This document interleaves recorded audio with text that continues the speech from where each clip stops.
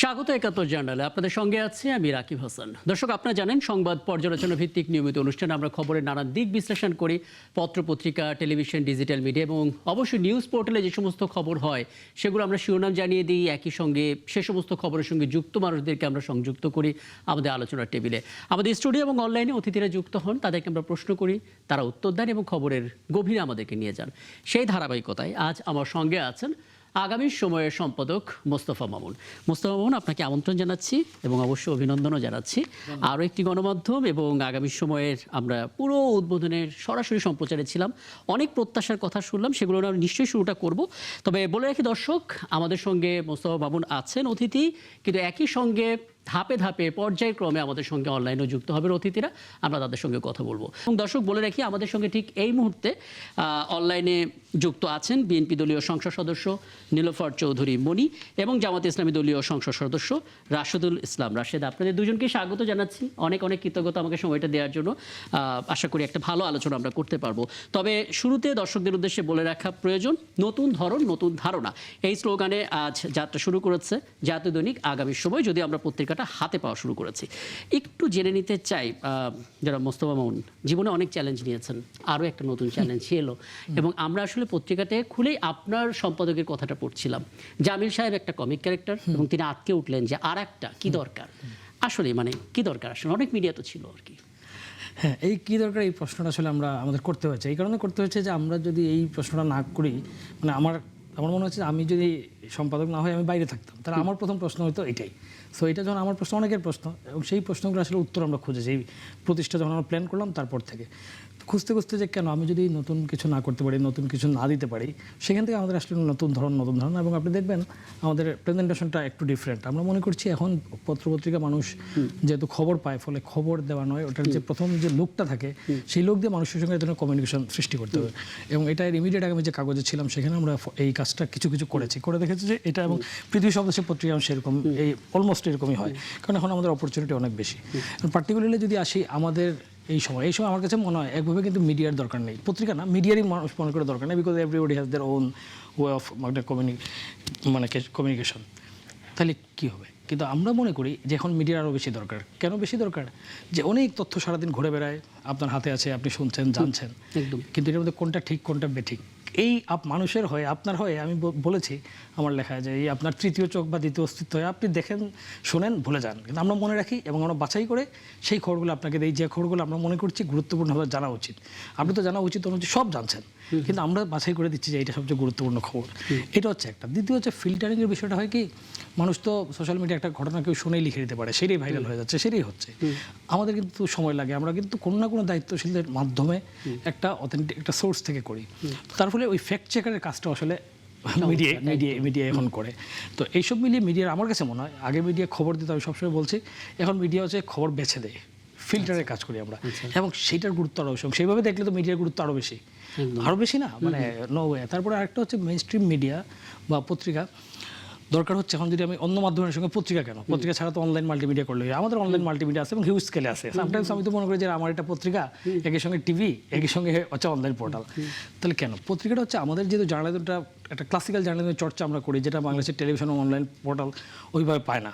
Then again television আপনার এই যন্ত্রের উপর নির্ভরশীলতা তুলনামূলক বেশি, অনলাইনে তাৎক্ষণিকতা থাকে, ফলে আমরা একটা সময় পাই, ফলে আমরা ইনভেস্টিগেশন করতে পারি এবং ক্লাসিক্যাল ওয়েব জার্নালিজমের কারণে আমরা একদম ব্যালেন্সিং জায়গা তৈরি করতে পারি। এবং বাংলাদেশের 2024 আমি অন্য যে বাদ দিই, আমাদের মুক্তিযুদ্ধ 24 অবধি দেখবেন যে একটা সময় কিন্তু প্রিন্ট মিডিয়া যদি আমরা দেখি 8-10 দিন, যখন টেলিভিশন প্রায় বন্ধ ছিল, যেমন আমার একজন সাংবাদিক, সে সারাদিন টিভি দেখেছে, তার ডে অফ ছিল, তো মোটামুটি সে টিভিতে দেখেছে আজকে কিছুই হয় না, মানে ওইসব জিনিস দেখেছে। পরদিন সে আমার পত্রিকা দেখে 70 জন মারা গেছে, দেখে সে বলছে আমরা ভুল করেছি, যে তাড়াতাড়ি গিয়ে অন্য পত্রিকা দেখেছে, দেখে ঠিক। কারণ হচ্ছে কি, ওই পত্রিকার যে ক্লাসিক্যাল ওয়ের কারণে আমরা কিছু কিছু কাজ করতে পারি যেটা অন্যদের করা তুলনামূলক কঠিন। ফলে আমরা মনে করেছি আমাদের একটা ফেস হিসেবে একটা নিউজ পেপার, এবং আপনি দেখবেন গত 15-20 বছরে সব মিডিয়াই ভালো করেছে, কিন্তু বড় বড় যত ব্রেকিং নিউজ, এই এত কিছুর মধ্যে কিন্তু সেগুলো যেগুলো পত্রিকা থেকে বেরিয়েছে। হ্যাঁ, এবং আমরা বিশ্লেষণও করে আলোচনা করি কোন একটা পত্রিকার বড় এই যে এসআইএম আলাদিন ল্যাম্প বলেন বা ইসলামিক অক্টোবর বলেন বা আমাদের দেশবন্ধন আমরা করেছিলাম বালিশ কাণ্ড, আপনি দেখবেন যে এরকমই হয় আর কি। কারণ ওই যে আমরা সময়টা পাই, সুযোগটা পাই, আমরা ইনভেস্টিগেট করার জন্য ধরেন আমরা নানাভাবে করতে পারি, মানুষকে না জানিয়েও তাকে ইনভেস্টিগেট করতে পারি, যেটা অন্যদের পক্ষে করা করে। এই জন্য আমরা আমাদের পত্রিকাটা রেখেছি সেটা ফেস হিসাবে। কিন্তু আমরা প্যারালি ওই যে কন্টেন্টগুলো আমরা তৈরি করি পত্রিকার জন্য, সেগুলোকে আমরা অনলাইন এবং তার মাল্টিমিডিয়ার রূপ দিয়ে একটা 360 মাধ্যম করার সুযোগ আছে। সেই জায়গা থেকে আমরা করি। আমি একদম পরিষ্কার। আমি একটু অভিমত নিতে চাই নীলুফা চৌধুরী বোন, আপনাকে দিয়ে শুরু করি। মানে এত টেলিভিশন চ্যানেল, বিভিন্ন জায়গায় আপনি যান, টক শোতে অংশ নেন, কথা বলেন, কিন্তু এটা আপনার কাছে একটু অবাক করেছে কিনা যে এখন একটা দৈনিক পত্রিকা বের হচ্ছে যেখানে সব মাল্টিমিডিয়া নিয়ে মানুষ কনসার্ন? আগামী সময় নিয়ে আপনার যদি কোনো প্রত্যাশা থাকে, কোনো মতামত থাকে, ছোট করে যদি একটু জানাতে পারেন। ধন্যবাদ আপনাকে। যারা দেখছেন তাদেরকে আমার শুভেচ্ছা, অভিনন্দন। যারা আমার সাথে আছেন তাদেরকেও শুভেচ্ছা। দেখেন, বাক স্বাধীনতার জন্য জেফারসন বলেছিলেন যে আমি তোমার কথা নাও শুনতে পারি, কিন্তু তোমার মত প্রকাশের স্বাধীনতার জন্য আমি জীবন পর্যন্ত দিতে পারি। সেই জীবন পর্যন্ত দিতে পারার জায়গায় বাক স্বাধীনতা ততই বেশি ফ্রুটফুল হবে যত বেশি সংবাদপত্র, ইলেকট্রনিক মিডিয়া, প্রেস মিডিয়া যত বেশি বিস্তার লাভ করবে। বাট এখানে একটা জিনিস থাকে, আপনি 1000 পত্রিকা বের করলেন, 1000 টেলিভিশন ছাড়লেন, ঘরে ঘরে টেলিভিশন হলো, কিন্তু আপনার আভ্যন্তরীণ মত প্রকাশের স্বাধীনতা থাকলো না। আজকের সাংবাদিকরা হলুদ সাংবাদিকতায় পরিণত কিন্তু একদিনে হয় নাই। আমি এইখানে সাংবাদিকদের পক্ষে কথা বলছি।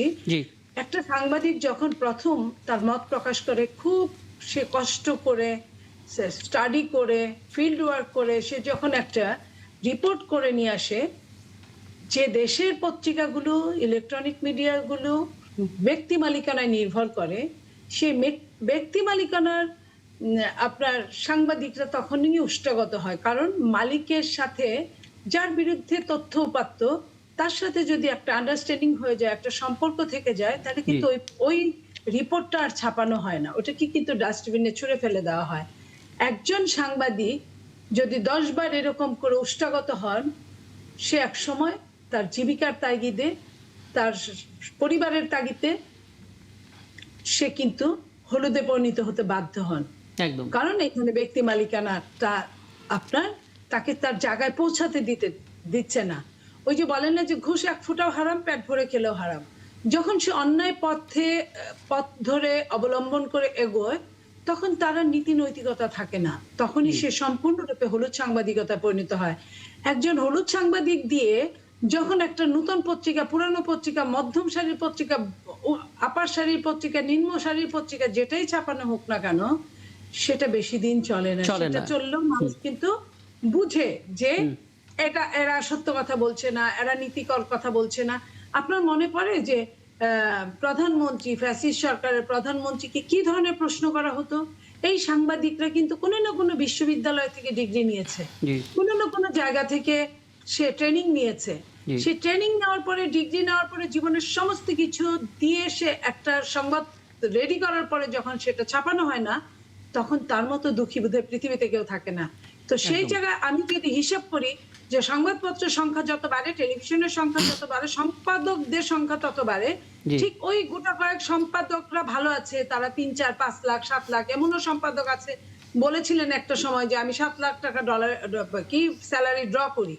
তো ওই 2-1 জন দিয়ে তো আসলে সংবাদপত্র চলে না, এবং ওদের যে নৈতিকতা স্খলনটা, সেটাও কিন্তু ইতিহাসে। এবং আমরা কিন্তু নীলুফা চৌধুরী মনে আমরা দেখেছি পরিণতিটা আসলে কি হয়। আমি আগামী সময় নিয়ে ছোট করে আপনার একটা মন্তব্য জানবো, প্রত্যাশার জায়গা, তারপরে আগামী সময়কে আমি মনে করি ব্যক্তি মালিকানার জায়গা থেকে বের হয়ে এসে সে মানে দেশের নিরপেক্ষতার কথা বলবে, জনগণের নিরপেক্ষতার কথা বলবে, দেশের প্রত্যেকটা সেক্টরের একদম নিরপেক্ষতার কথা বলে সে তার জীবনকে শুরু করবে। যত ঝড় ঝাপটা যাই আসুক না কেন, সে যদি এইভাবে চলতে পারে, আমি বলবো যে এমনিতেই সে অনেক পুর খাওয়া, যিনি এই পত্রিকা বের করছেন, আমি বলবো যে সে তার নির্ধারিত লক্ষ্যে পৌঁছতে পারবে। একদম। আমি একটু রাশেদুল ইসলাম রাশেদ আপনার কাছে ছোট করে আসবো, এবং বলে রেখে আপনার কথা বলার মাঝে আমি হয়তো বিরতিতে যাব। তারপর আমি প্রশ্নটা করি এবং আপনার কাছ থেকে শুনতে থাকি। প্রথম কথা হচ্ছে, আমরা অনেক ধরনের সংকটের কথা শুনলাম গণমাধ্যম এবং গণমাধ্যম কর্মীদের, অর্থাৎ যারা ফ্যাক্ট সেই ফ্যাক্টগুলো তুলে ধরতে পারছেন না, তারা প্রতিবেদন তৈরি করছেন, সেই প্রতিবেদন হয়তো নানা কারণে অনেয়ার করা হচ্ছে না, পরবর্তীতে শাস্তির মুখেও পড়ছেন। এই সমস্ত বিষয় মাথায় রেখে তথ্যমন্ত্রী নিজে একটা আশাবাদের কথা জানিয়েছেন, বলেছেন মিডিয়া কমিশন গঠন করা হবে। একটা অভিযোগ ছিল যে বিগত 16 বছর ধরে আসলে সাংবাদিকতার ধরনটা কেমন ছিল, সেই জায়গা থেকে আসলে ঠিক এই মুহূর্তে তথ্যমন্ত্রী বলেছেন একটা মিডিয়া কমিশন গঠন করা হবে, এবং যেটা হলে আসলে সাংবাদিকদের মধ্যে একটা আত্মবিশ্বাস থাকবে যে তার কোনো প্রতিবেদনের কারণে তাকে চাকরিচ্যুত করা হবে না, এবং সরকারের কিংবা বিরোধী দল কারোর পক্ষপাতিত্ব করে তিনি খবর করতে বাধ্য হবেন না। প্রথমত এই উদ্যোগটা নিয়ে আসলে আপনারা কি বলবেন, বিরোধী দল হিসেবে অ্যাপ্রিসিয়েট করবেন কিনা সরকারের উদ্যোগকে? কারণ আমাদের জায়গায় আসা প্রচলিত যে বিরোধিতা করতেই হবে, কিন্তু আপনাদের মতামতটা একটু জানতে চাই। জি, ধন্যবাদ জানাচ্ছি আপনাকে, আপনার মাধ্যমে সম্মানিত দর্শক শ্রোতা ৭১ চ্যানেলের যারা যেখান থেকে শুনছেন দেখছেন সবাইকে অশেষ ধন্যবাদ জানাচ্ছি। আসসালামু আলাইকুম। আপনি যে বিষয়টি তুলেছেন এটি বলা যায় যে আমাদের এই দেশকে পাল্টে দেওয়ার জন্য, উল্টে দেওয়ার জন্য ভূমিকা পালন করেছে নানান সময় আর কি। অর্থাৎ সাংবাদিকরাই, এটি একটি মর্মান্তিক বিষয় নয় যে বিএনপি এবং জামাত ইসলামী সহ সেই সময়কার যারা আমরা একসাথে জুটেছিলাম, আন্দোলনে নিয়োজিত ছিলাম, তাদের সবাই কর্মসূচি করবে, কিন্তু তাদের কর্মসূচিগুলো কোনো টেলিভিশনে দেখানো হবে না, এই ধরনের একটি সিদ্ধান্ত নিয়ে সাংবাদিকরা কাজ করেছে। এবং আমি বলবো না যে এটাতে সকল সাংবাদিক সম্মত ছিলেন এবং তারা উইলিংলি এটা করেছেন, এরকম নয়। মিডিয়া হাউসগুলো এবং তাদেরও পেছনের লোকগুলো এবং সর্বশেষ হচ্ছে যে সরকার এক্ষেত্রে বাধ্য করেছে। তো এখানে বর্তমানে তথ্যমন্ত্রী তিনি যেটি বলেছেন এটি আমি মনে করি যে খুবই সিগনিফিকেন্ট একটি বক্তব্য। বাট দেখার বিষয় হচ্ছে যে তিনি যা বলেছেন এটার আমল কতটুকু হয়, বাস্তবায়ন কতটুকু, এটি যে পর্যন্ত বাস্তবায়ন না হবে ততক্ষণ পর্যন্ত কিন্তু আমরা স্বস্তি পাচ্ছি না। দেখুন, আমি কিন্তু এখানে উল্লেখ করতে বাধ্য হচ্ছি যে এখন টিভির বেশ কয়েকজন সাংবাদিককে কি কারণে অপসারণ করা হলো সেই বিষয়গুলো কিন্তু এখনো পর্যন্ত পূর্ণাঙ্গ খোলাসা আমরা হতে পারলাম না, এবং তাদের ভাগ্যে কি করবে। এবং একই রকমের ঘটনা কিন্তু আরো অনেকগুলো মিডিয়াতে ঘটেছে। এটি কিন্তু এই সরকারের আমলেই হয়েছে। তাহলে এই যে ইন্টারিম পিরিয়ডে এবং পরবর্তীতে সরকারের নতুন সরকার, গণতান্ত্রিক সরকার, এই সরকারের আমলে মিডিয়ার উপর বক্তব্য চলছে চমৎকার, আরেকদিকে আবার ট্রায়ালও চলছে, বা কি বলা যায় এটাকে, জুলুমও চলছে। এই সব কিছুর উভয়টাকেই আমাদেরকে কনক্লুশনে আসতে হবে, এবং একটা সুন্দর সলিউশনের দিকে যদি না আসতে পারি তাহলে আমাদের দেশে বিগত দিনে সাংবাদিকদেরকে বা সংবাদপত্র, গণমাধ্যমকে ব্যবহার করে যেভাবে দেশে একটি অস্থিতিশীল পরিস্থিতি তৈরি করা হয়েছে বিগত সময়, সেটি কিন্তু এখন আবার করতে পারে। একদম। আরেকটা বিষয় আপনার কাছে জানতে চাইবো, আপাতত এই অংশে যদি আপনার উত্তরটা আমি বুঝে থাকি, আপনি আসলে তথ্যমন্ত্রীর উদ্যোগ মিডিয়া কমিশন গঠন করাকে সাধুবাদ জানাচ্ছেন, কিন্তু দেখতে হবে যে কমিশনটা ঠিকঠাক মতো কাজ করে কিনা, আপনি যে অভিযোগগুলো করলেন সেগুলো ঠিকঠাক নিষ্পত্তি হয় কিনা। আচ্ছা, আমি যেই প্রসঙ্গে একটু আসতে চাই আপনার কাছ থেকে, সেটা হচ্ছে আপনি জানেন যে দ্বিতীয় অধিবেশন জাতীয় সংসদের 7 জুন শুরু হবে, এবং সেই অধিবেশনের সময়টাতে আসলে সংবিধান সংশোধন কমিটি গঠন করবে সরকারি দল। বিরোধী দলকে অ্যাপ্রোচ করা হয়েছিল 5 জনের নাম দেন, বিরোধী দলের পক্ষ থেকে জানিয়ে দেওয়া হয়েছে যে আমাদের নাম দেওয়া হবে না, আমরা এটা মানি না, আমাদের রাজপথে সমাধান হবে, সংস্কার কমিটি তৈরি করতে হবে। ঠিক কেন আসলে এই সংশোধন কমিটিতে আপনাদের না? দেখুন, আজকেও আমি সচিবালয়ে গিয়েছিলাম, মাননীয় স্বরাষ্ট্রমন্ত্রীর সাথে একটা কাজে দেখা করতে গিয়েছিলাম আমার এলাকা কেন্দ্রিক। তো সেখানেও গিয়ে এই আলাপটা কথা প্রসঙ্গে চলে আসলো আর কি। উনিও কিন্তু একই কথা বললেন আর কি, যে আমরা সংশোধনের, মানে বিএনপি সংশোধনের মাধ্যমে যা চাই, আমরা জামাত ইসলামী সংস্কারের মাধ্যমে যা চাই, আসলে একই জায়গায়। হ্যাঁ, ঠিক আছে, মানে যদি গ্রসলি ধরা হয় আর কি, তাহলে শুনতে একই রকম শোনায়। বাট বাস্তবতা হচ্ছে যে আমরা চেয়েছি যে একটা ম্যাসিভ, আমরা যে সংকটটার মধ্যে ছিলাম সেই সংকটটা থেকে একসাথে বের হতে চাই। এবং এটি কিন্তু এরকম নয় যে শুধুমাত্র আজকে 11 দল বা বিরোধী দল চাচ্ছে, বিএনপি চায় নাই, বা বিএনপির মিত্ররা যারা আছে তারা চায় নাই। বাংলাদেশের 33টি রাজনৈতিক দল এই আলোচনায় অংশগ্রহণ করেছে এবং সম্মত হয়েছে, এবং শেষ পর্যন্ত কিন্তু গণভোট অনুষ্ঠিত হয়েছে। ইস্যুগুলো কিন্তু এরকম ছিল, এগুলো কিন্তু সেটেলড ইস্যু। দেখুন, এগুলো নতুন করে আলোচনায় নিয়ে এসে উপেক্ষা করে নতুন করে সংবিধান সংশোধন কমিটি করে আপনি অনেক কিছু করতে পারবেন, কারণ আপনি ম্যান্ডেট যেহেতু পেয়ে গেছেন। সুতরাং বিগত দিনেও কিন্তু আমরা এরকম দেখেছি যে যা যা ইচ্ছা তা তা করবেন। বাট আমরা বলেছি যে যেহেতু আপনারা গণতান্ত্রিক হিসেবে নিজেদেরকে প্রকাশ করেছেন, মানুষকে বলেছেন, এবং এখন পর্যন্ত সেটার উপর টিকে থাকার জন্য কথা বলছেন, সুতরাং গণতান্ত্রিক আচরণটা করুন। এখানে কে বিরোধী দল, কে সরকারি দল, এসবের চেয়েও বড় গুরুত্বপূর্ণ বিষয় হচ্ছে যে আমাদের এই টোটাল বিষয়টার উপর আপামর জনতার ম্যান্ডেটটাকে তাহলে আমরা মানে সুনির্দিষ্টভাবে আপনাদের আপত্তির জায়গাটা বলবেন, সংস্কার থেকে সংশোধন এই দুটো টার্মের মধ্যে। মানে আমাদের গণভোটের ফয়সালাটা কি সেটা আমি জানতে চাই। এটা একটা বিরাট বড় প্রশ্ন। এই প্রশ্নটার উত্তর এখন পর্যন্ত বিএনপি বা সরকার ট্রেজারি বেঞ্চ দেয়নি। শুধুমাত্র একই কথা বলা হচ্ছে যে অক্ষরে অক্ষরে শব্দে শব্দে জুলাই সনদ বাস্তবায়ন করা হবে। আমরা কিন্তু এইটার বিরোধিতা কখনো করি নাই যে বিএনপি কেন জুলাই সনদের অক্ষরে অক্ষরে বাস্তবায়ন বলছে, কেন এটা বলছে না। আমরা বলেছি যে আমরা যেটাতে সবাই সম্মত হয়েছি সেটাতে বিএনপি কেন অসম্মত। একদম পরিষ্কার আপনার দিক থেকে। আমি একটু মাননীয় সংসদ সদস্য নীলুফা চৌধুরী মনি, আপনার কাছ থেকে এই ব্যাখ্যাটা আগেও কয়েকবার জানার চেষ্টা করেছে, আজকে যদি আপনি একটু ছোট করে দেন। বলা হচ্ছে সেটেলড ইস্যু, যেটা নিয়ে নেগোসিয়েশন হয়ে গেছে, আলোচনা হয়ে গেছে, ডান অ্যান্ড ডাস্টেড, সেটা গিয়ে আসলে এখন নতুন করে পরিবর্তন করা হচ্ছে এবং সংস্কার এবং সংশোধন এই দুটোর মধ্যে আসলে আমরা আটকে আছি, যেটা দিয়ে আসলে জুলাই সনদ বা কার্যকর হবে না, এরকম একটা পরিবেশ তৈরি হচ্ছে, অভিযোগ তাদের। একটু ব্যাখ্যা যদি দিতেন।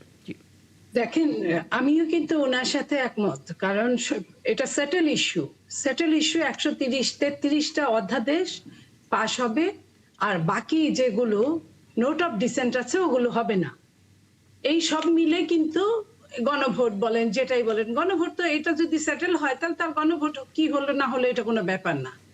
আপনার 133টার মধ্যে ম্যাক্সিমাম পাশ হয়ে গেছে, কয়েকটা আছে যে আগামীর জন্য গুরুত্বপূর্ণ, যেগুলো বেশি গুরুত্বপূর্ণ সেগুলোকে রেখে দিয়েছে যে আগামীতে আবার চুলচারা বিচার বিশ্লেষণ করে তারপরে পাশ করবে, নাম্বার 1। আর নোট অফ ডিসেন্ট গুলোকে বলা হয়েছিল, যখন সিগনেচার করেছিল বিএনপি নোট অফ ডিসেন্ট সহ সিগনেচার করেছিল, কিন্তু যখন ঘোষণা করেছিল ইন্টারিম সরকার তখন কিন্তু সেখানে নোট অফ ডিসেন্ট গুলো হাওয়া হয়ে মিলিয়ে গিয়েছিল। সেই জায়গায় বিএনপি বলেছিল এটা তো আমরা মানি না। বিএনপি সেই কথায় তারা কর্ণপাত করে নাই। কথা ছিল পরবর্তীতে 2/3 মেজরিটির ভোটে আপনার এটা পাশ হবে। আপনি এখন বলেন 2/3 মেজরিটি কাদের? তার চেয়ে বেশি। তো তাদের ভোটে যদি পাশ না হয়, এবং নোট অফ ডিসেন্ট পাশ কিন্তু প্রায় সবগুলোই করেছে বিএনপি, যেগুলোর কথা দিয়েছে। এখন থাকলো বিচার ব্যবস্থা, তারপর গুম খুন, এগুলো নিয়ে যেটা বিচার বিশ্লেষণ করে বিএনপি, অবশ্যই বিএনপির 31 দফাতেও এগুলো আছে, বিএনপি সেই কাজগুলো করবে, বাট নোট অফ ডিসেন্ট নিয়ে আলোচনা হবে। তাহলে আপনি বলেন বিএনপি কোনগুলোকে মানলো না? এখানে একটা বক্তব্য স্বরাষ্ট্রমন্ত্রী বিভিন্ন সময় কোট করা। হ্যাঁ, আপনি বিশ্বাস করুন। জি বলুন রাশেদুল ইসলাম। ওটা হচ্ছে যে এখানে আপা মনে হয় অধ্যাদেশ এবং জুলাই চার্টারের যে ইয়েগুলো ধারাগুলো এগুলো মিলিয়ে মিলিয়ে একই রকম করে দেখতে, বিষয়টিতে তাই নয়।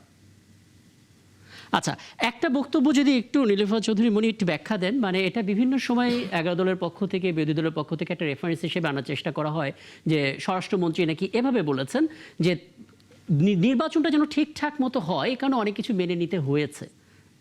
নাকি কেন বললেন?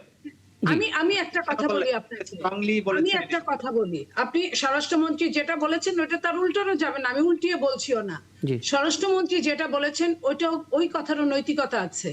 এই কারণে নৈতিকতা আছে যে অবস্থা করেছিল জুলাইয়ের যে গণভোট নিয়ে তারা যে অবস্থা করেছিল, সেইখানে যদি একটু এদিক ওদিক হতো, তারা তো আসলে ভোট চায় নাই। আজকের বিরোধী দল তারা ভোট চায় নাই, ইন্টারিম সরকার তারা ভোট চায় নাই, এবং যারা ওই যে ইন্টারিম সরকারের যে কেউ একজন ছিল আপনার বলেছে কি, আপনার এলজিআরডি উপদেষ্টা বলেছেই তো যে ডিপ স্টেট কারা বা কারা, আমরা এটা জানি না, তারাই জানে, তারাই ভালো বলতে পারবে, তারা তাদের মাধ্যমে নির্বাচন চায় নাই। তো এত কিছু নির্বাচন না চাওয়ার পরে বিএনপি টার্গেট একটাই ছিল, বিএনপি যে কারণে শুধুমাত্র বিএনপি জানে নির্বাচন হলে বিএনপি কে কেউ ঠেকাতে পারবে না, কারণ বিএনপি সারা বাংলাদেশে তার অবস্থান সম্পর্কে ওয়াকিবহাল, এবং বিরোধী দল আজকে তারাও ওয়াকিবহাল। বিএনপি যে কোনো মূল্যে নির্বাচন চেয়েছিল, বাংলাদেশের জনগণ যে কোনো মূল্যে নির্বাচন চেয়েছিল, বাংলাদেশের সমস্ত আপাতমস্তক জনগণ, আপনারা সাংবাদিকরা ইনক্লুড, সবাই নির্বাচন চেয়েছিল। একটা অনির্বাচিত সরকারের কাছে দেশ কখনো সেফ থাকে না। সেফ যে থাকে নাই সেটা আপনারা বুঝেছেন। এত টাকা আমাদের প্রবাসী ভাইয়েরা পাঠানোর পরেও সেইখানে কিন্তু তলাবিহীন ঝুড়ি হিসেবে চিহ্নিত হয়েছিল 18 মাস। তো সেই জায়গায় থেকে আজকে সেই দিনের সেই বিএনপি যদি বলে থাকে, যদি আপনার এই ধরনের উক্তি করে থাকে, এটা খুব যে ভুল হবে আমি মনে করি না। কারণ সবার জন্য যেটা ছোট ছোট বড় স্বার্থের জন্য ছোট ছোট স্বার্থকে ত্যাগ করা উচিত। রাজনীতিতে তারা তো সকালে যেটা বলে বিকালে সেটা করে না, বিকালে যেটা বলে সন্ধ্যায় সেটা করে না। এটা তো তারা বেহেশতের টিকিট বিক্রি করে। বলেন পৃথিবীতে বেহেশতের কোনো টিকিট আছে? যেখানে যেখানে বেহেশতিরা পাশ করেছে এখন বেহেশতির এলাকা বলা হয়, ওইখানে কি সত্যি বেহেশতির এলাকা? তো সেইখানে তারা যখন একটা ইহকাল পরকালকে একাকার করে ফেলে, তাদের ভোট দিলে বেহেশতে যাওয়া যাবে। তো সেইখানে বিএনপি একটা কথা বলেছে, বিএনপি এবং সেটা সালাউদ্দিন সাহেব স্বীকার করেছেন যে আমরা সেই মুহূর্তে নির্বাচনকে প্রায়োরিটি দিয়েছি। আপনি বলেন তো, আপনি নির্বাচনকে প্রায়োরিটি দেন নাই? বাংলাদেশের আপামর জনগণ নির্বাচনকে প্রায়োরিটি দেয় নাই? বাংলাদেশের অন্যান্য দল নির্বাচনকে প্রায়োরিটি দেয় নাই? প্রায়োরিটি শুধু দেয় নাই একটা দল, যে আজকের যারা বিরোধী দল এবং তাদের সমমনারা, এই দলগুলো শুধু প্রায়োরিটি দেয় নাই। এছাড়া বাংলাদেশের সমস্ত দলগুলো প্রায়োরিটি দিয়েছে। নির্বাচনই একমাত্র বাংলাদেশে এই যে গণতন্ত্রহীনতাকে মুক্ত করতে পারে। বুঝতে পারছি। এখন হ্যাঁ, নির্বাচন শেষ পর্যন্ত হয়েছে, কিন্তু একটু কথা বলতে চাই। আপনি ছোট করে একটু বলবেন, কারণ আমি স্থানীয় সরকার নির্বাচনে যাব। জি, রাশিদুল ইসলাম। না, এখানে একটু ক্লিয়ার, এই বিষয়গুলো নিয়ে আর কথা বললে আসলে বেমানান লাগে এবং হাসি পায় আর কি। এই যে মাননীয় স্বরাষ্ট্রমন্ত্রী যে কথা বলেছেন, এটাকে আর যদি কিন্তু দিয়ে বলার সুযোগ নেই, তিনি একেবারে এক সেন্টেন্সেই শেষ করেছেন সেটা। এবং এটি যে একটি ভয়ঙ্কর প্রতারণা বা দুর্বিসন্ধিমূলক, এটি তার বারবার বলেছি, আজকেও আবার বলছি। এমনকি এই গণভোটকে, মানুষের আশা আকাঙ্ক্ষাকে, এবং এত মানুষ যে এটাকে বিএনপি এবং জামাত না, বিষয়টা আপামর জনতার মধ্যে কিন্তু 70% মানুষ গণভোটে হা ভোট দিয়েছে। সেই সকল মানুষকে বৃদ্ধাঙ্গুলি দেখিয়ে সংসদে দাঁড়িয়ে স্বরাষ্ট্রমন্ত্রী কথা বলেছেন, এবং সেটাকে আবার আজকে নীলুফার চৌধুরী মনি আপা, তিনি আমার প্রতিবেশী জেলার বাসিন্দা, তিনি এই কথা আবার ডিফেন্ড করছেন। আমি মজাই, আমি কিন্তু হাসবো না কাঁদবো বুঝতে পারছি না, লজ্জা পাচ্ছি আর এটা আমাদের জন্য। লজ্জা পাইলেও কিছু করার নাই ব্রাদার। আচ্ছা, হ্যাঁ, আমি নিশ্চয়ই স্থানীয় সরকার নির্বাচনে ফিরবো। রিয়ালিটি মানতে হবে। আর আরেকটা হচ্ছে যে আমরা জান্নাতের টিকিট বিক্রি করেছি কি, এইটাই যে কথা এখন মানুষ হাসে। আপনারা যেগুলো বলেন জান্নাতের টিকিট সরাসরি আপনারা বিক্রি করেছেন, এগুলো নিয়ে আমরা সেভারাল টাইম বক্তব্য দিয়ে বলেছি যে আমাদের পক্ষ থেকে এই টাইপের কোনো বক্তব্য যায়নি। দেখুন, আসলে এগুলো এখন আর মানুষ পছন্দ করছে না। মানুষ চাচ্ছে একটু দ্রব্যমূল্যের দাম কমাতে, মানুষ চাচ্ছে আমরা যে আজকে পে স্কেল হলো সেটা রাজস্ব কিভাবে। এটা আপনি চমৎকার বলেছেন যে মানুষ আসলে দ্রব্যমূল্য নাভিশ্বাস থেকে বেরোতে চায়, পে স্কেলের একটা সুরাহা চায়, কিন্তু আমরা আসলে দেখতে পাচ্ছি আমরা সংস্কার আর সংশোধন এই দুইটা আর্মের মধ্যে আটকে আছে। মোস্তফা মামুন, একটু বলবেন, মানে আজকে আপনার একটা বক্তব্য শুনছিলাম, বেশ চমৎকার লাগছিল। আপনি বললেন যে আমরা সংবিধান নিয়ে অনেক কাটাছেড়া করছি, আমরা ইতিহাস নিয়ে অনেক বিভাজন তৈরি করার চেষ্টা করছি, মানুষ কি চায় সে কথাগুলো আসলে বলছি না। আপনি সংশোধন আর সংস্কার এই দুটোর মধ্যে আমরা আটকে আছি বলে মনে করেন কিনা? দেখেন, খুবই দরকার সংবিধান, যেহেতু রাষ্ট্রের সুপ্রিম ল, এবং আপনি জানেন আমি আইন পড়েছি, আপনি জানেন, সো আমি সেটা জানি। ইতিহাস খুবই গুরুত্বপূর্ণ, কিন্তু সবচেয়ে গুরুত্বপূর্ণ হচ্ছে মানুষের জীবন। এইটার উন্নতির জন্য আসলে সব কিছু, একটা মানুষ গতকাল যা ছিল তার চেয়ে আজকে ভালো আছে কিনা, আগামীকাল ভালো থাকবে কিনা। তো আমাদের এমনি যে সমাজ আমরা তৈরি করেছি, যে বিভক্তির সমাজ, বৈষম্যের সমাজ, আসলে সেই বৈষম্যের সমাজে এমনি আমাদের ধরেন শ্রেণী বৈষম্য তীব্র, আমাদের দরিদ্রের কথা ভাবে না, দরিদ্রের অসুখ হলে সেটা আমাদের পর্যন্ত পৌঁছায় না। ফলে এমনি সাধারণ মানুষ অত্যন্ত নিপীড়িত, খুব বিনোদনের জায়গা নেই, আনন্দের জায়গা নেই, জীবন মানে জাস্ট মৃত্যু পর্যন্ত ঠেলে নিয়ে যাওয়া। এটাই হচ্ছে আমাদের এই দেশের মানুষের ভাগ্য। তো সেইখানে আমরা যখন দেখি যে এই নিয়ে নিশ্চয়ই সংবিধান ঠিক থাকতে হবে, জাতি, রাষ্ট্র, ইতিহাস, তো আমরা বলছি এই সংবিধান নিয়ে বড় বেশি বাড়াবাড়ি হচ্ছে। এবং এটা কিন্তু গত 15 বছরের যে সরকার ছিল তারাও কিন্তু এই সংবিধানের দোহাই দিয়ে, তারাও কিন্তু ইতিহাস এগুলোর মধ্যে ছিল। আমরা কিন্তু তার থেকে এক ধরনের মুক্তি চাইছিলাম। তাদের বিরুদ্ধে যে আন্দোলন হয়েছিল তাতে কিন্তু এই স্পিরিটটা ছিল সাধারণ মানুষের, যে খালি সব কিছু সামনে এগুলো নিয়ে এসে আমরা কিন্তু সেটাতে চেয়েছিলাম, কিন্তু আমরা আসলে সেটা পাই নাই। ইনে ওই আমরা আরও কোনো ক্ষেত্রে ইতিহাস নিয়ে, ওটা তো ছিল 71, ঠিক আছে, আমরা আরও পিছনে 100 বছর 200 বছর পেছন থেকে শুরু হচ্ছে, তো আমরা সামনে যাবো না। এইটা হচ্ছে একটা বিষয়। সংবিধান দেখেন 2 বছর যে আলোচনা হলো সংবিধান, কিন্তু এখানে মানুষ, এবং আপনি দেখেন বড় এইসব করতে গিয়ে হামের মতো ঘটনাটা আমরা যে দেখছি, এগুলো করতে না অন্য কোনো দিকে কোনো মনোযোগ ছিল না। এখন সেটা আমার মনে হচ্ছে, কারণ মনে হচ্ছে কি যে এইগুলোর জন্যই 2 বছর এই যে ঐক্যমত্যের নামে যে টানা কিছু চলেছে, এবং শেষ পর্যন্ত কী হচ্ছে দেখেন, খিদিমত তৈরি হচ্ছে। মানে আমি আজকে আপনি যেটা বললেন, যারা ঐক্যমত্য কমিশনে বসতো, যারা আসলে একমত রাজনৈতিকভাবে, তারা আসলে একসঙ্গে রাজনীতি করেছে, একসঙ্গে আন্দোলন করেছে, একসঙ্গে সরকার করেছে, তাদের মধ্যে বিভক্তিটা করলো যে 2 বছর ঐক্যমত্য কমিশনের চর্চার ফলে এটা হলো। আর বিট্রিয়ালটা খুব মজার। আমরা যদি দেখি সেই সময় কিন্তু এক ধরনের ওই সরকার বিএনপির সঙ্গে বিট্রে করেছে, এটা তো অফকোর্স, কারণ নোট অফ ডিসেন্ট ছিল সেটা হটে। আর এখন ইনে কিন্তু বিএনপি বিট্রে করছে বাকিদের সঙ্গে, কারণ বিএনপি তখন বলেছে যে সংস্কার মানবো, ইলেকশন হোক। সো এটা যদি আমরা দেখি, এটা হচ্ছে পলিটিক্স, এবং পলিটিক্স এরকমই। কিন্তু আমরা সেই পলিটিক্সের মধ্যে মানুষের ব্যাপক উপস্থিতি চাই।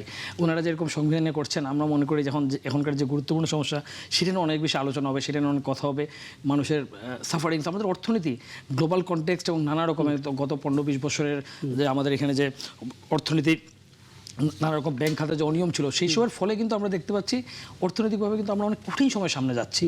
সেই চ্যালেঞ্জ জাতীয়ভাবে মোকাবেলা করতে হবে। আমি তো মনে করি এইসব বিষয়ে ঐক্যমত হওয়ার চেয়ে অনেক বেশি দরকার অর্থনীতি, সামাজিক কাঠামো, এইসব বিষয়ে ঐক্যমত হওয়া।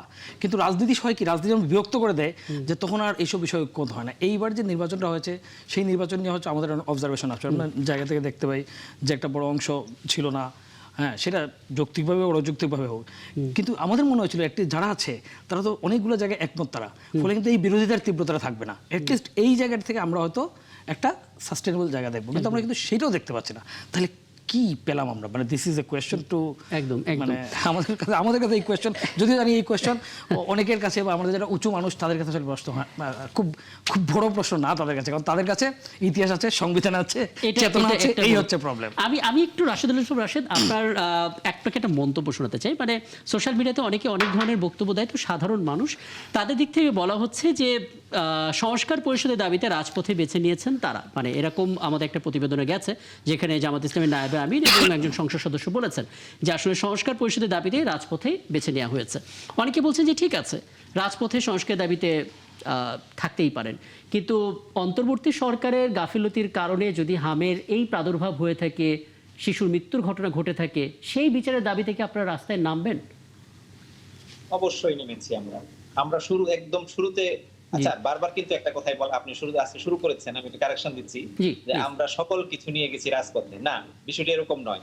আমরা সর্বপ্রথম আলোচনা শুরু করেছি সংসদে, এবং সর্বপ্রথম না সর্বশেষ দিনও এই সবগুলোর সামারি করে মাননীয় বিরোধী দলের নেতা আলোচনা করেছে। হ্যাঁ হ্যাঁ হ্যাঁ, কিন্তু মুশকিল হয় কি জানেন, সংসদে আমরা একটা টোন দেখতে পাই, এরপর বাইরে গিয়ে আরেকটা টোন দেখতে পাই, মানে দুটো মেলে না আসলে।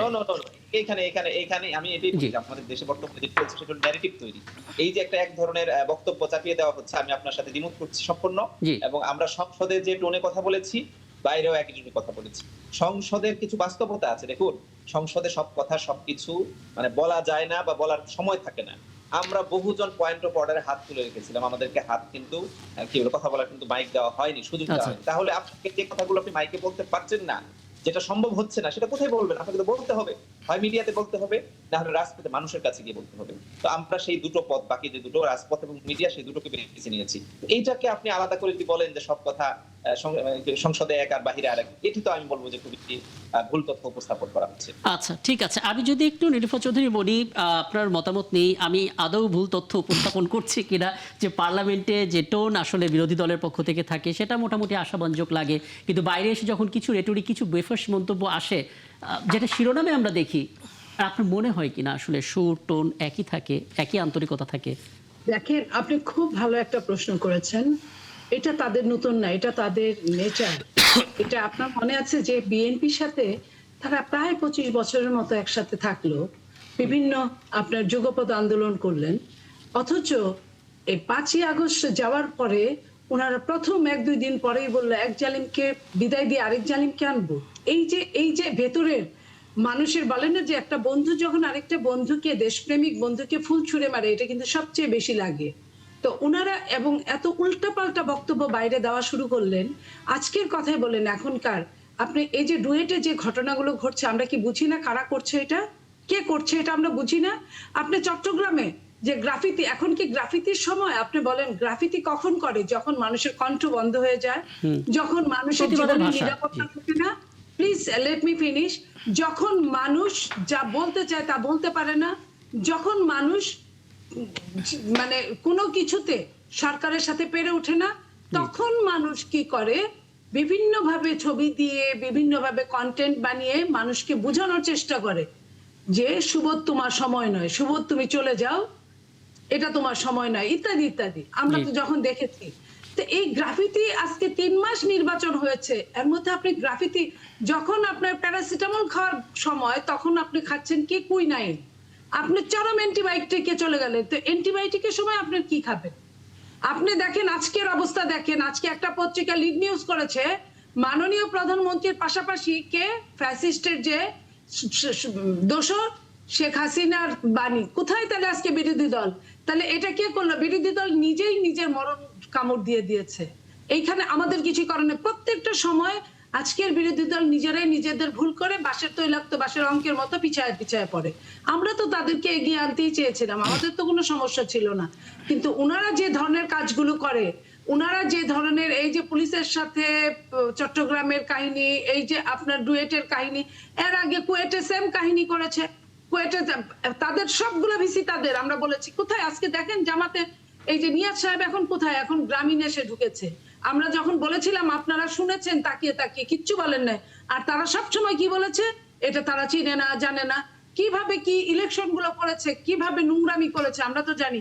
এখন তারা নিজেকে সেই গুপ্ত রাজনীতির ধারক এবং বাহক হিসেবে, আমাদের সন্তানরা যেহেতু তারা ওপেন, তারা ছাত্রদল করে, মায়ের মুখেও ছাত্রদল করে, খুনের মুখেও ছাত্রদল করে, গুমের মুখেও ছাত্রদল করে, 10 টুকরার লাশের মুখেও ছাত্রদল করে, রক কাটার মুখেও নীলমজুদুমণি, এটা আমরা বুঝতে পেরেছি। আমি আপনার কাছে কেবল এটুকু জানতে চাই, তারা নিরপেক্ষতার ভান করে, একদম একদম একদম আমি শুধু আপনার কাছে এটুকু জানতে চাই, যেটা একটু আগে মোস্তফা মামুন বললেন যে যেটাই হোক না কেন দিন শেষে জনগণ কি চায় সেই সম্পৃক্ততা তো প্রয়োজন।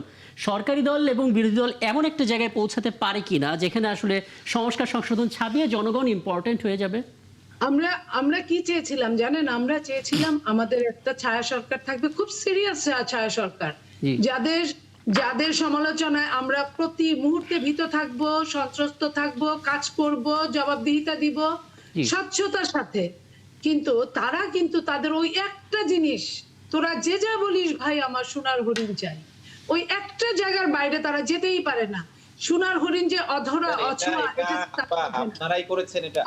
তারা কিন্তু প্লিজ আপনার সময় বলেন, তারা কিন্তু তাদের এই যে দেশে আজকে টিকা নাই, হামের টিকার জন্য তারা কয়দিন বলেছে, আপনি দেখেন তো কয়দিন, কতবার বলেছে।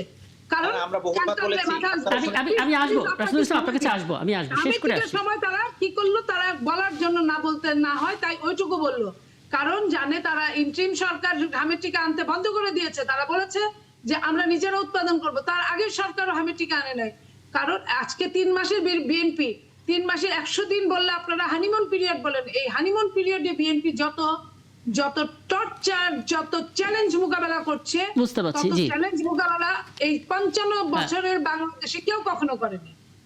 আমি আপনার বক্তব্যটা শুনেছি। আমি কি ছোট করে একটু রাশিদুল ইসলাম আপনার মন্তব্যটা নিব এই অর্থে, যেটা নিয়ে অনেক কথা হয় যে আপনাদের দিক থেকে যে আইডিয়াটা ছিল ছায়া সরকার করা হবে, আমরা সমালোচনা কিংবা নজরদারি বা জবাবদিহিতা একটা জায়গা পাবো, সেটা কেন হলো না আসলে? দেখুন আপনি কি বলছেন, এই সরকারকে সহযোগিতা করার জন্য বা মানুষের স্বার্থকে বড় করে দেখার জন্য আমরা একেবারে প্রত্যেকটা ইস্যুতে আমরা কথা বলেছি। কেন আমরা তেল ইস্যুতে কথা বলি? তেল ইস্যুতে তো বলেছিল যে তেলের সংকট নাই, কিন্তু কেন শেষ পর্যন্ত কমিটি পর্যন্ত যাওয়ার পর সংকট ছিল না? আপু এগুলো বলিয়েন না, এগুলো হাসবে মানুষ। তেলের কি ঘটেছে সেই বিষয়গুলো নতুন করে বলিয়েন না, মানুষ লজ্জা পাবে এগুলো শুনলে আপনাদের কথা। আপনারা তো ওই যে হাজার বাইক দাঁড়িয়েছিল, আপনারা ম্যানেজ করতে পারেন নাই, আমি আমার জেলায় গিয়ে বলেছি এট এ টাইম প্রত্যেকটা পাম্প থেকে আপনারা তেল দেওয়া শুরু করুন, সকল সমস্যার সমাধান হয়ে যাবে। আচ্ছা তেল গেছে, এবার হাম বলেন, হাম নিয়ে জি হাম নিয়ে আমরা 2 ঘন্টা ব্যাপী আলোচনা করার জন্য আমাদের বিরোধী দলের সংসদ সদস্যদের পক্ষ থেকে নোটিশ করা হয়েছে, সেটা সুযোগ দেওয়া হয় নাই। আমাদের পক্ষ থেকে অন্তত পক্ষে 10 জনের উপরে হবে যারা 71 ভিত্তিতে কথা বলার চেষ্টা করেছেন, কথা বলেছেন। এরপরে আর কি বলতে চান? না মানে আমরা যেভাবে শুনে থাকি যে জুলাই সনদ কিংবা সংবিধান সংস্কারের জন্য আমরা রাজপথে নামবো। আমি আপনাকে বলি এখানে আমাদেরকে সেই জায়গায় নিয়ে যাওয়া হয়েছে বারবার। আমরা কিন্তু এখানে আজকেও কিন্তু আমাদের সহ আলোচক এই কথাটা বলেছেন যে আলোচনাগুলো বারবার পেছনে টেনে নিয়ে যাওয়া হয়েছে, এবং উনি বলেছেন যে না সেটা 50 বছর না আরো 200 বছর পর্যন্ত আগে পিছনে নিয়ে যায়, কিন্তু আলোচনা টেনে নিয়ে যাওয়া হচ্ছে। আমরা বারবার থাকতে চেয়েছি জনবান্ধব ইস্যুতে, মানুষের স্বার্থ নিশ্চিত করার জন্য। সেই জায়গায় আমরা বলবো যে বিএনপি আমাদেরকে বাধা দিয়েছে। এবং এ পর্যায়ে আমার সঙ্গে যুক্ত হচ্ছেন আন্তর্জাতিক সম্পর্ক বিশ্লেষক অধ্যাপক ডক্টর তৌফিকুল ইসলাম মিথিল। তৌফিকুল ইসলাম মিথিল, আপনাকে আমন্ত্রণ জানাচ্ছি। এবং আমার সঙ্গে ঠিক এই মুহূর্তে আছেন সিনিয়র সাংবাদিক আগামী সময়ের সম্পাদক মোস্তফা মামুন, তিনিও আপনার কাছে হয়তো জানতে চাইতে পারেন।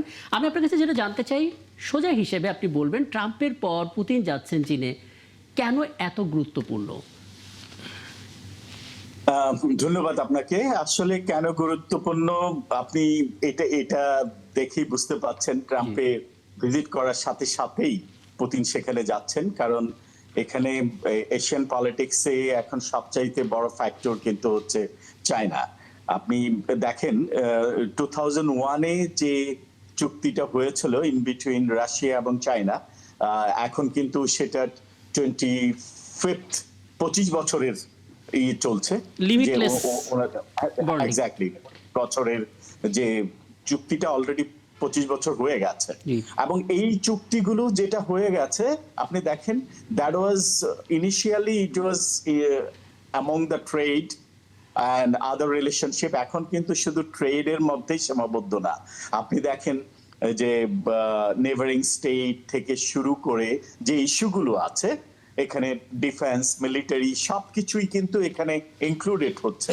এবং ব্যাপারটা হচ্ছে যে আপনি দেখেন ওয়ার্ল্ড পলিটিক্সে বিশেষত ইরান ইসরায়েল যুদ্ধের পর আমেরিকার যে অবস্থা হয়েছে, স্বাভাবিকভাবেই আমেরিকা চাচ্ছে এটাকে পুনরুদ্ধার করতে, পাশাপাশি চায়না স্বাভাবিকভাবে এখানে কিন্তু আপনি দেখেন ব্যালেন্স অফ পাওয়ার আগে যেটা ছিল আমেরিকার ক্ষেত্রে একমুখী কেন্দ্রিক পলিটিক্স ছিল ওয়ার্ল্ড পলিটিক্স, এখন কিন্তু ওয়ার্ল্ড পলিটিক্স দ্বিমুখী কেন্দ্রিক হতে যাচ্ছে।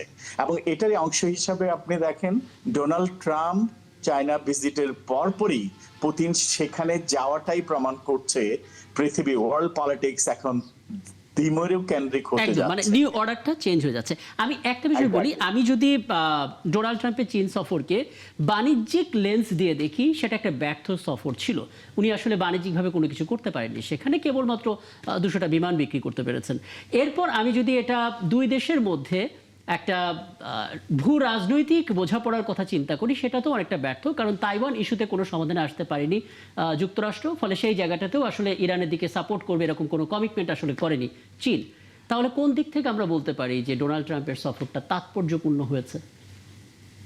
আসলে আপনি আপনার প্রশ্নের মধ্যে কিন্তু উত্তরটা দিয়ে দিয়েছেন। ভূ রাজনৈতিক ইস্যুতে ডোনাল্ড ট্রাম্পের কোনো সাকসেস নেই এই ভিজিটে, বরং এই ভিজিটটা ছিল অনেকটা, আপনি দেখেন যে যুদ্ধে মধ্যস্থতাকারী হিসাবে পাকিস্তান মধ্যস্থতা করছে এবং ব্যাকফোর্ডে নৈপথ্য থেকে সহযোগিতা করছে চায়না। এবং এই চায়না ভিজিটটা অনেকটা এরকমই ছিল আমার কাছে মনে হচ্ছে, দৃশ্যমান যদিও এটা দুদেশের মধ্যে, কিন্তু আসলে এটার অন্তর্নিহিত তাৎপর্য ছিল আসলে ইরান ইসরায়েল ভার্সেস আমেরিকার যে যুদ্ধ, সেক্ষেত্রে চায়নার কাছ থেকে আমার মনে হয় চায়নার সাথে রিলেশনটাকে একটা নরমালাইজ করার জন্য একটা ভিজিট ছিল, এটাও একটা উদ্দেশ্য ছিল। শুধুমাত্র অর্থনৈতিক বিষয়ে ছিল তা কিন্তু না। এবং এটা দৃশ্যত দেখাতে চেয়েছে যে না, চায়নার সাথে আমরা যতই বিভিন্ন ইস্যুতে ধরেন স্টেটমেন্ট পাল্টা স্টেটমেন্ট হয়, কিন্তু ওদের সাথে আমাদের ডিপ্লোম্যাটিক এবং দুদেশের সম্পর্ক যথেষ্ট ভালো রয়েছে। এটা একটা জেস্চার ছিল এই ভিজিটের মাধ্যমে। ইনফ্যাক্ট এই ভিজিট থেকে আপনি যথার্থই বলেছেন যে আসলে আমরা কোনো আউটকামস কিন্তু দেখছি না, যে এই ভিজিটে দুদেশের মধ্যে এমন কিছু এগ্রিমেন্ট হয়েছে যেটা মাইল ফলক হতে পারে, যেটা কিন্তু সম্পর্কের যে শীতলতা ছিল সেটা কিছুটা নরম করার আসলে চেষ্টা করেছেন। এটা আসলে অনেকটা বলতে পারেন আইস মেল্টিং ভিজিট, অনেকটা একদম একদম একদম। দেখেন আন্তর্জাতিক বিশ্লেষক উনি তো মানে উনি ওনার ডিপ্লোম্যাটিক নলেজের জায়গা থেকে বিশ্লেষণ করলেন। তো আমার যেটা মনে হয়, sometimes this world is become so funny, মানে Trump is made it funnier, মানে ইন এ ওয়ে যে আমরা কোনো ভাবি নাই কিন্তু যে পৃথিবী এরকম হবে। পৃথিবী কিন্তু মোটামুটি অনেক লড়াই, দুইটা বিশ্বযুদ্ধ করে মোটামুটি একটা জায়গায় চলে গিয়েছিল। 90s যখন ইউনিপোলার হলো তখন থেকে যে ইকোনমির লড়াই হবে এবং ইকোনমি দিয়ে যুদ্ধ হবে এরকম ছিল। এই ফিজিক্যাল যুদ্ধ হবে আমাদের আর মনে হয় নাই, কিন্তু সেটা আসলে হলো, ব্যাপকভাবে হচ্ছে। মানে আপনি মনে হয় 60-70s মতো হয়ে গেছে, অলরেডি 3-4টা যুদ্ধ চলছে, যে কেউ যে কারোর সঙ্গে যুদ্ধ করতে পারে, বিষয়টা হচ্ছে এরকম। এবং ট্রাম্প এসে যেটা করেছে সেই জায়গায় আগুন জ্বালিয়ে দিয়েছে। আসলে ধরেন যে মানুষের মধ্যে আগে যেটা ছিল, সরকার প্রধান বা রাষ্ট্রপ্রধানরা, আমেরিকান প্রেসিডেন্টরা অনেক কিছু করেছেন, কেনেডির মতো লোক বে অফ পিক কন্টিনিউ করেছেন বা অনেক কিছু করেছেন, কিন্তু তার উপরে কিন্তু ওই প্রেসিডেন্ট ওই ডিপ্লোমেসিটা অনেকটা থাকতো ডিপ্লোম্যাটিক লাইনের নিচে। ট্রাম্প হচ্ছে এই সব কিছু আসলে ভেঙে দিয়ে এত করেছেন যে বাকিদের সঙ্গে ট্রাম্পের সঙ্গে তাল মিলিয়ে গিয়ে আসলে তাদেরকেও আসলে ওইরকম অ্যাক্ট করতে হচ্ছে কোথাও। এখানে যদি পার্টিকুলারলি বললাম, ট্রাম্প দেখবেন সরাসরি কথা বলছেন, আবার চীনে যাচ্ছেন, মানে কিছু যায় আসে না। এই যে করছেন এটা তো এক ধরনের ডিপ্লোম্যাটিক, এক ধরনের ডিফিট তো না, যে চীন আসলে চীনের শক্তিটাকে মনে হচ্ছে যে চীন অনেক কিছু করে ফেলছে, চীন যে সাপোর্টটা দিচ্ছে সেটা তার ডমিনেন্সের প্রবলেম হচ্ছে, সেখানে চীনের সঙ্গে এত কিছু করা, but he is flying two চীন, আবার সেখানে কিন্তু সব ব্যর্থ হয়ে ফিরে আসে আবার উল্টাপাল্টা কাজ করছে। তো আমি মনে করি খুবই অদ্ভুত দুঃখজনক বিষয় একটা। প্রথম, পৃথিবীর জন্য দুর্ভাগ্য যে মার্কিন প্রেসিডেন্ট যত কিছু করুক কিন্তু তার মধ্যে একটা প্রেসিডেন্সিয়াল একটা ক্যারেক্টার ছিল, সেই জায়গা থেকে ট্রাম্প ইজ ডিস্ট্রয়েড ইট। এবং আবার একই সঙ্গে মাঝে মধ্যে ট্রাম্প আমাদের সবার ভিতরের জিনিসটা বের করে নিয়ে আসছে, এবং হয়তো এরকম এই তীব্র মারামারিটা হওয়ার পর হয়তো পৃথিবী শান্ত হবে। এবং দেখেন এত কমপ্লেক্স সিচুয়েশন, আগে যখন ছিল যে সোভিয়েত ইউনিয়ন যখন দ্বিপাক্ষিক বিশ্ব ছিল, তারপরে যখন আমেরিকা 90s পর থেকে একা করলো, এখন একটা অদ্ভুত জায়গা আছে যে ট্রাম্প, রাশিয়া, তারপরে যে চীন, কে কার পক্ষে কে কার বিপক্ষে, এ ওর পক্ষে যাচ্ছে এ ওর বিপক্ষে যাচ্ছে। কারণ আমরা বহু জায়গায় দেখছি ছোটো ছোটো দেশ হয়তো একটা লড়াইতে নামছে, যেমন ধরেন ইন্ডিয়া পাকিস্তান। আমরা ট্রেডিশনালি জানতাম যে মোদি ট্রাম্পের বন্ধু, কারণ ইন্ডিয়া পাকিস্তান লড়াই ট্রাম্পের দিকে থাকবে। পুরো জিনিসটা কিন্তু উল্টে গেছে। এবং মোদি হওয়ার কারণে কিন্তু ইন্ডিয়ার যে আমাদের সাবকন্টিনেন্টের জায়গায় যদি বলি, ইন্ডিয়া ভেবেছিল যে ইট will B easier for them, কিন্তু আসলে ফলে ট্রাম্প যে কার বন্ধু, এবং এই সূত্রে আমার ধারণা ট্রাম্পের প্রভাবে আসলে পৃথিবীর বড় বড় পরাশক্তিগুলো কে যে কার বন্ধু, কার কি ডিপ্লোমেসি, আমার ধারণা এটা ভুলে গেছে। আমার ধারণা প্রেসিডেন্টরা ভুলে যান, সকালে উঠে আমার মনে করতে হয় এরকম একটা ফানিয়ার জায়গায় এসেছে। জিওগ্রাফিক্যাল ইকুয়েশনটাই বদলে গেছে। আমি তৌফিক ইসলাম মিথিল, আপনাকে পেলে যেই বিষয়টা জানার চেষ্টা করি সবশেষ, এবারও সেটাও জানার চেষ্টা করব, ইরান যুদ্ধ কি শেষ হবে কিনা। কারণ অনেকে বলার চেষ্টা করছেন যে ডোনাল্ড ট্রাম্প যে বেকায়দায় পড়েছে, এটা আসলে ইরান এবং চীন, রাশিয়া, ব্যাকউইন্ডে যারা আছে তারা বেশ ভালো মতো ফিল করতে পারছে, যে কারণে তারা আসলে এক ধরনের মানে কঠিন পরীক্ষার মধ্যে ডোনাল্ড ট্রাম্পকে ফেলতে চাচ্ছেন। আপনার বিশ্লেষণটা একটু জানবো ছোট করে। আসলে হচ্ছে কি, মানে এখানে এমন অবস্থা হয়েছে, আপনি যদি বলেন ছেড়ে দে মা, একটা কথা আছে আমাদের লোকাল প্রবাদ, আপনি যদি দেখেন যে নিচে পড়েও কিন্তু বলে যে আমি জিতে গেছি। ব্যাপারটা হচ্ছে যুক্তরাষ্ট্র এবং ইসরায়েলের অবস্থা এই যুদ্ধে এতটাই এখন নাজুক অবস্থায় আছে, ওনাদের আসলে ব্যাকফোর্ডে যাওয়া ছাড়া কোনো উপায় নাই। আর ইরান এই যুদ্ধে গিভ আপ করবে না। এখন যেটা চাচ্ছে ডোনাল্ড ট্রাম্প, সামহাও বোঝাতে চাচ্ছে যে না, আমরা সমঝোতার মাধ্যমেই আমরা এই যুদ্ধের অবসান করেছি, এবং ইরানও চেয়েছে। সেজন্য কিন্তু সামহাও আমার কাছে মনে হয় এই ভিজিটের মাধ্যমে চায়নাকেও কনভিন্স করতে চেয়েছে, কিন্তু সেটা করতে ব্যর্থ হয়েছে। আমার কাছে মনে হয় যে মধ্যস্থতাটা আপনি দেখেন পাকিস্তান যে মধ্যস্থতাটা করছে, এবং পাকিস্তানকে দিয়ে এটাও কিন্তু অনেকভাবে পার্চু করার চেষ্টা করেছে, যতটুকু আমি বুঝতে পেরেছি যে না, ইরানের কাছ থেকে অনেক আগ্রহ, এবং ইরানই প্রস্তাব করেছে যুদ্ধ বন্ধর এবং একটা স্থায়ী সমাধানের জন্য। ইনফ্যাক্ট হচ্ছে ডোনাল্ড ট্রাম্পের যেটা ইতিমধ্যে আমার সম্মানিত আলোচক একজন জার্নালিস্ট যথার্থই বলেছেন, ট্রাম্পের আচরণ এতটাই অ্যাবনর্মাল, কখন যে কাকে কি বলছে, কাউকে বাধ্য করছে, কাউকে আবার সে নরমালাইজ করার জন্য সেখানে ভিজিটে যাচ্ছে। কিছুদিন আগেও চায়নাকে নিয়ে যে বিশ্বফোক মন্তব্য করেছে, আবার সেই চায়নাতেই ভিজিট করতে গিয়েছে। ওনার কাছে আসলে চায়না যে উপহার দিয়ে এসেছে সেটা আবার তাদের ডাস্টবিনে ফেলে এসেছে। হ্যাঁ, সেটাই তো বলছি যে মানে এই আনইউজুয়াল বিহেভ একটা সাইকোলজিক্যাল ডিসঅর্ডার, একটা এমন একটা স্টেটে পড়েছে। আসলে আমেরিকান সিটিজেনকে এখন ডিসাইড করতে হবে যে এমন একটা অ্যাবনর্মাল, আমি সরাসরি বলাটা এটা আমার কাছে মনে হয় যে হয়তো ওদের জন্য হার্টফুল হয়ে যাবে, কিন্তু এইরকম ওয়ার্ল্ড লিডার যিনি ওয়ার্ল্ড লিড করার কথা, যেটা আমেরিকা আগে করেছে, এমন একজন সাইকোলজিক্যাল ডিসঅর্ডার মানুষকে দিয়ে আসলে ওনারা যে পিছিয়ে যাচ্ছেন, এটা আমেরিকান সিটিজেনকে খুব দ্রুত এই সিদ্ধান্ত নেওয়া উচিত আমার কাছে মনে হয়। আদারওয়াইজ নয়তো দেখেন যেভাবে যে কথা বলছে, সকালে একরকম দুপুরে একরকম, ওনাকে সকালের হাসি দেখে বোঝা যায় না এই হাসিটা আসলে কতক্ষণ কন্টিনিউ হবে। কিন্তু সত্যিকার অর্থে ইরান গিভ আপ করবে না, এটা কিন্তু স্পষ্টত বলা হয়েছে। প্যালেস্টাইন যেটা করেছে আমরা দেখেছি, ইরানও সেটা করছে, এবং ইরানই এই যুদ্ধে জয়ী হবে আমার কাছে মনে হয়। এবং আপনি এটা আগেও বলেছেন, ইরান যদি যুদ্ধ হয়, জয়ী হয়, তাহলে ইরান হবে সুপার পাওয়ার, ওয়ার্ল্ড অর্ডারটা আবার চেঞ্জ হবে। আপনাকে অনেক ধন্যবাদ আমাকে সময়টা দেওয়ার জন্য। নিশ্চয়ই সামনে কোনো একদিন এই বিষয় নিয়ে আলাপ হবে এবং আরো কিছু জানার সুযোগ হবে। ধন্যবাদ যুক্ত হওয়ার জন্য। আমাদের সঙ্গে ছিলেন এতক্ষণ আন্তর্জাতিক সম্পর্ক বিশ্লেষক অধ্যাপক ডক্টর তৌফিকুল ইসলাম মিথিল। আরেকটা খবর আমার হাতে আছে দর্শক, একটু বলে রাখি, বাংলাদেশ আসলে সিলেট টেস্টে জয়ের জন্য মাত্র 3টি কাটা বা 3 উইকেট দূরে আছে, এবং সেই জায়গা থেকে আসলে একটা ভালো শুরুটা দরকার আগামীকাল। আগামী সময় যাত্রা শুরু করলো, এবং সবাই বিশেষ করে খেলার পথে নজর রাখবেন, কারণ আপনার ক্রীড়া সাংবাদিকতার একটা বর্ণাঢ্য ক্যারিয়ার আছে। সেই জায়গা থেকে সে অভিজ্ঞতা থেকে বলবেন, মানে কত দ্রুত আমরা আসলে জিততে পারবো, এটা ভাবার সময় আছে কিনা? এটা আমার ক্রীড়া সাংবাদিক জীবনে আমি সব অনেক ভবিষ্যৎবাণী করেছি এবং ভবিষ্যৎবাণী করতে করতে আমি বুঝেছি যে ভবিষ্যৎবাণী করার জন্য এইসব ইয়ের জন্য বিশেষজ্ঞ এবং সাধারণ মানুষের বোদ্ধা এবং সমর্থকের খুব বেশি পার্থক্য নাই। এবং এই পার্থক্য নাই যে এটাই হচ্ছে খেলার বিউটি, এটাই খেলার beauty. Sports is so uncertain যে এটা হচ্ছে কি ধরেন একদম যে কেউ অনেক অভিজ্ঞ লোকজন অভিজ্ঞতার আলোকে বিশ্লেষণ করে যারা মন্তব্য করবে, এটা আপনার অন্য জায়গায় খাটবে, অর্থনীতিতে খাটবে। একজন অর্থনীতি বলবে এই প্যারামিটারের কারণে আগামী 6 মাস পরেই হবে। কিন্তু একজন খেলা জানা ধরুন বাংলাদেশের সাবেক একজন প্লেয়ার, তিনিও তো একটা কালকে ভবিষ্যৎবাণী করলেন তার অভিজ্ঞতার আলোকে, দেখবেন যে ইট মাইট নট ওয়ার্ক। এবং this is the strength and beauty of the sports, specially cricket is such a uncertain মানে গেম।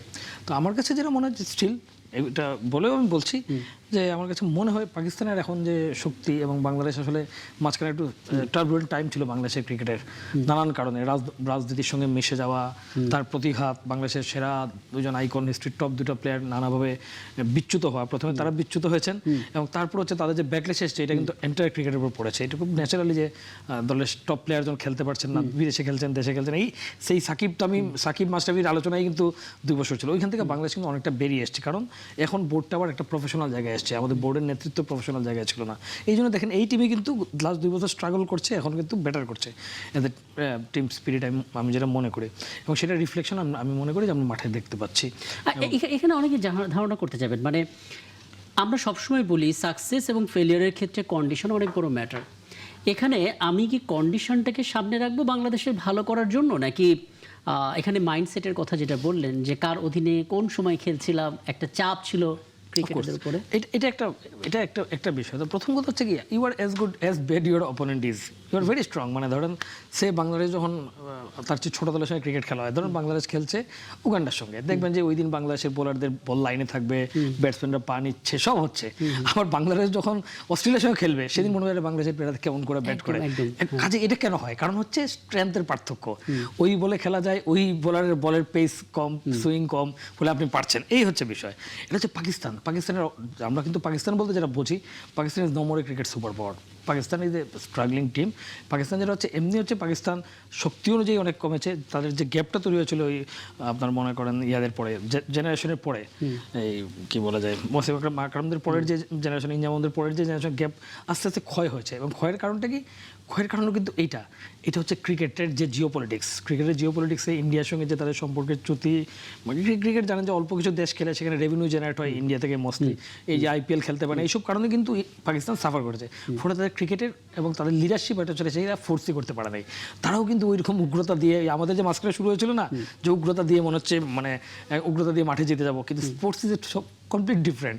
আপনি হচ্ছে ওই কথাবার্তা বাইরে চলে, মাঠে স্কিল দিয়ে করতে হবে। আমরা আসলে আপনার যে প্রতিবেদনটা যখন দেখছিলাম, সোশ্যাল মিডিয়াতে অনেকে কমেন্ট করছিলেন, বেশিরভাগ কমেন্ট যারা করছিলেন তারা বললেন যে কালকে আসলে সময় কিভাবে নষ্ট করতে হয় সেটা নানাভাবে মঞ্চায়ন করার চেষ্টা করবে পাকিস্তান। আপনার মনে হয় কিনা বলার? আমার মনে হয় যে এত মানে 3 উইকেট দিয়ে আমার মনে হয় না যে মানে একদম মানে লাস্ট এই ডে শেষের দিকে এইটার খুব বেশি।